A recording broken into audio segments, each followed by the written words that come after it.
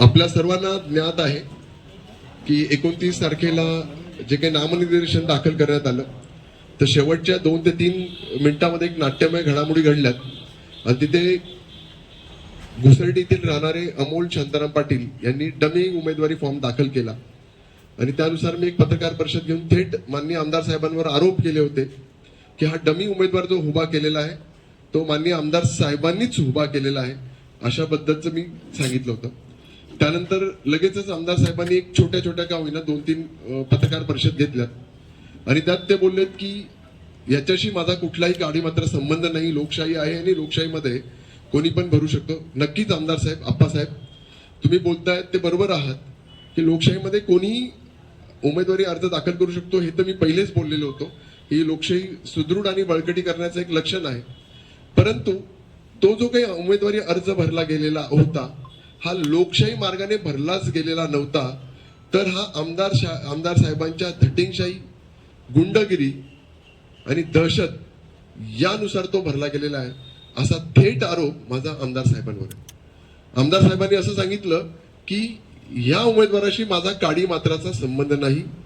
मला काही 2-3 प्रश्न आमदार साहेबांना विचारायचे आहेत, या प्रश्नांची उत्तर जर कधी आमदार साहेबांनी दिली तर मी मान्य करेल की बाबा हा आमदार साहेबांशी या मात्राचा संबंध नाही।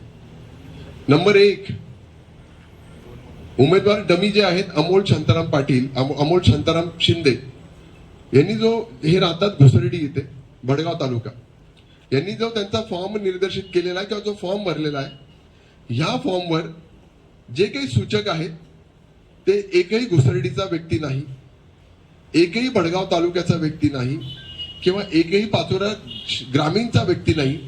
जे सूचकांची नावं, जो फॉर्म आहे, जी सर्टिफाईड नक्कल माझ्याकडे आहेत, त्यानुसार मी सांगतो जर कधी हा फॉर्म त्यांनी भरलेला असता, ज्या व्यक्तीने भरला असता, तर कदाचित त्याने त्याच्या गावातले 2-4 लोकांची नावं, भडगाव तालुक्यातील एखाद दुसऱ्याचं नाव, काही इकडची नावं घेतली गेली असती। सूचक म्हणून जेव्हा आपण डमी फॉर्म भरतो आणि जर अपक्ष म्हणून फॉर्म भरायचा असेल तर तिथे 10 सूचक असणे गरजेचे आहे। तर असं एकही सूचक ना त्यांच्या घरातला आहे, ना त्यांच्या मित्रपरिवारातला आहे, ना भडगावातला आहे। सूचकांची यादी आहे, सर्टिफाईड नक्कल माझ्या हातात आहे। मी तुम्हाला ते वाचून दाखवतो की त्याच्यावर सूचक कोण कोण आहे।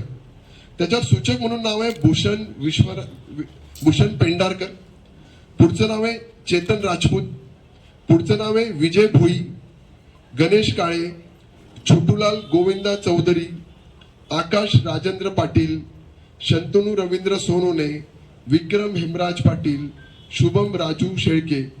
ही जी सगळीची सगळी मी नावं वाचलेली आहेत। भूषण पेंढारकर कोण आहेत हे मला तुम्हाला सांगायची गरज नाही, हे माननीय आमदार साहेबांचे जवळचे निकटवर्तीय कार्यकर्ते, पदाधिकारी आहेत। छोटूलाल चौधरी हा पाचोऱ्यातला त्यांचा प्रमुख पदाधिकारी आहे, हे मला सांगायची गरज नाही।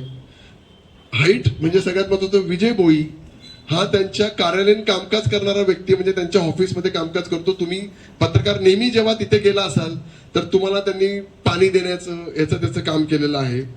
आकाश राजेंद्र पाटील म्हणजे आमच्या इथे राजू भाऊ आहेत, हा त्यांचा मुलगा आहे।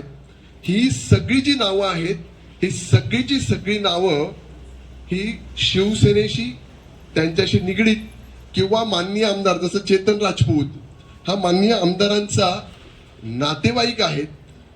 मग आप्पासाहेब जर कधी त्या व्यक्तीला फॉर्म भरायचा होता तर त्याने त्याचा कुठला नातेवाईक, त्याचा मित्र परिवार, त्याच्या घरातले, त्याच्या आजूबाजू गावाचे कोणीच घेतले नाही आणि त्याला तुमचेच लोक कसे सापडले किंवा ते त्याचेच कसे काय आले, याचा प्रश्न, ह्या प्रश्नाचं उत्तर मला आमदार साहेबांनी द्यावं। मला त्याचा पुढचा प्रश्न असा विचारायचा आहे की ज्यावेळेस तो नामनिर्देशित करायला गेला त्यावेळेस त्याच्याबरोबर कोण कोण होतं? त्यावेळेस माननीय आमदारांचा स्विस साहेब, ज्याला आपण PA म्हणतो, ते राजू पाटील त्यांच्याबरोबर होते। त्यावेळेस माननीय आमदार साहेबांचा साला, सक्का साला, त्याचं नाव आहे एकनाथ पाटील, हा त्यांच्याबरोबर होता। माननीय आमदार साहेबांचा सगळ्यात जवळचा नातेवाईक समाधान पाटील हा त्यांच्याबरोबर होता। सर्व शिवसेनेचे प्रमुख पदाधिकारी किंवा माननीय आमदार साहेबांचे नातेवाईक हे त्याचा फॉर्म भरण्यात इथे गेले होते। याच्याबद्दल आता आमदार साहेबांचं काय म्हणणं आहे याचं उत्तर द्यावं। त्याच्या पुढचा मला प्रश्न असा आहे की ज्यावेळेस त्यांनी नामनिर्देशन पत्र दाखल करून झालं, ज्यावेळेस तो परत जात होता त्यावेळेस माननीय आमदार साहेबांचा पुत्र सुमित किशोरप्पा पाटील त्याला रिसिव्ह करण्याकरता, त्याला घेण्याकरता तिथे आलेला होता. त्यांची गाडी तिथे आलेली होती.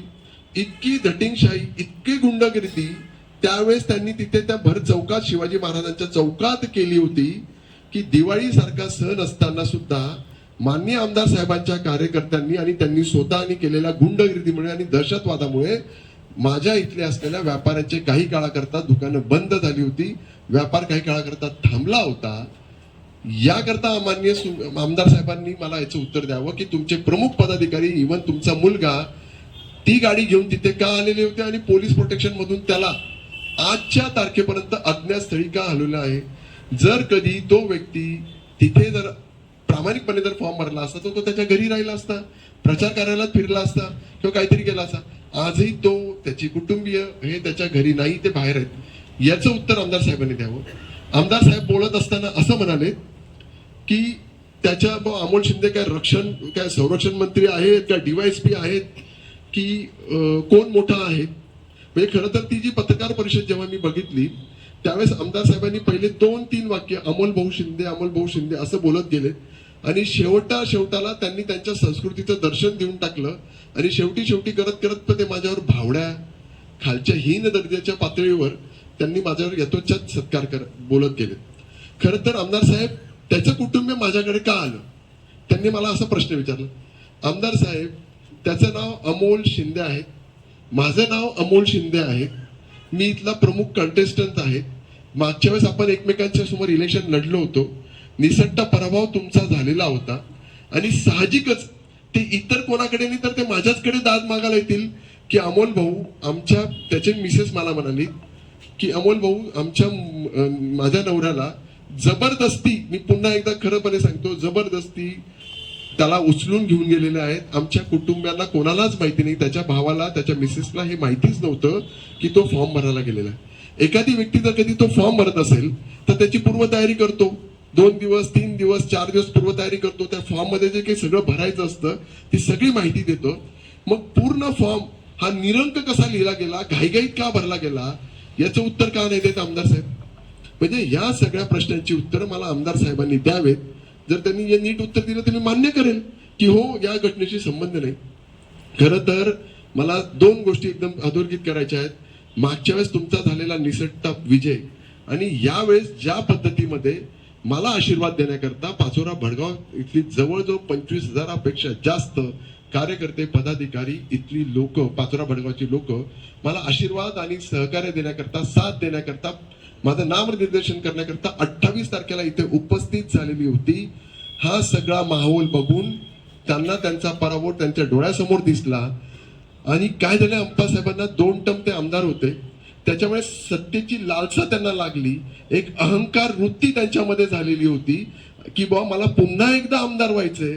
आपण म्हणतो ना एखादी गोष्टीचं रक्त तोंडाला लागतं, तसं सत्तेचं रक्त मान्य आमदार साहेबांना लागलं आणि पुन्हा एकदा आपल्याला आमदार कसं होता येईल याच्याकरता झटपट त्यांची झाली आणि म्हणून घाईघाईमध्ये त्यांनी एक डमी उमेदवार अमोल शिंदे इथे उभा केला.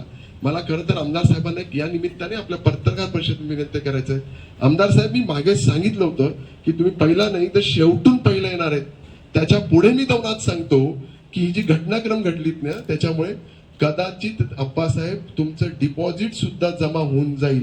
म्हणून माझी तुम्हाला या पत्रकार परिषद निमित्ताने अप्पासाहेबांना एक विनंती करू इच्छितो, अप्पासाहेब, की आपले नेते माननीय एकनाथजी शिंदे यांची जर कधी तुम्हाला इज्जत वाचवायची असेल तर तुम्ही जनतेची माफी मागून स्वतःची डिपॉझिट, म्हणजे तुमची डिपॉझिट चालली जाईल ना, तर ते डिपॉझिट वाचवण्याकरता तुमची डिपॉझिट वाचून घ्या.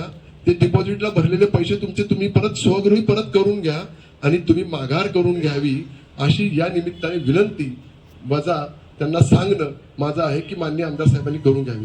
कारण पाचोरा भडगावातील सर्व संपूर्ण जनतेचा, एक सुसंस्कृत असलेल्या जनतेचा पाठिंबा हा माझ्या बाजूने झालेला आहे. त्यामुळे मी पुन्हा एकदा जाता आमदार साहेबांना एक विनंती करतो की मी जे काही 4-5 प्रश्न तुम्हाला विचारले त्याचं त्यांनी उत्तर द्यावं. ते देऊ शकत नाही, पण त्यांनी एक डिपॉझिट स्वतःची वाचवण्याकरता माघार करून घ्यावी ही या निमित्ताने सांगतो आणि थांबतो.